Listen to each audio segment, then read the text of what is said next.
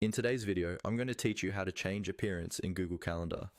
Customizing how your calendar looks can make it much easier to read, especially if you spend a lot of time planning your day or managing different schedules. In this walkthrough, we'll go step by step through the appearance settings, so by the end you'll know exactly where everything is and how to apply the look that works best for you. First, open Google Calendar in your web browser and make sure you're signed into the correct account. Once your calendar is open, look towards the top right corner of the page.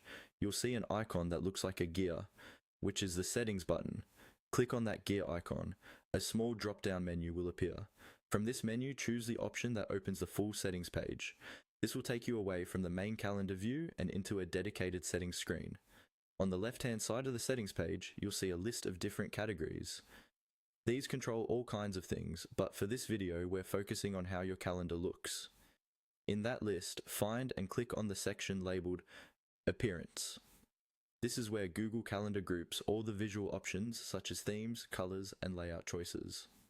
Once you've opened the Appearance section, you'll see the available options you can adjust. Here is where you select the look you prefer.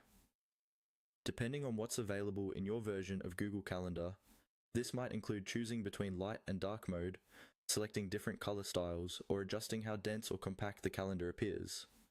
Take a moment to hover over each option or switch between them to see what feels easiest on your eyes. Think about where you usually use the calendar: a bright office, a dim room, or switching between devices. That can help you pick a mode and style that will be comfortable throughout the day.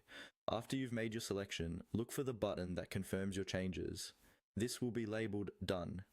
Click on Done to save and apply your new appearance settings. Once you do that, your calendar view will update to reflect the style you chose. That's all there is to it.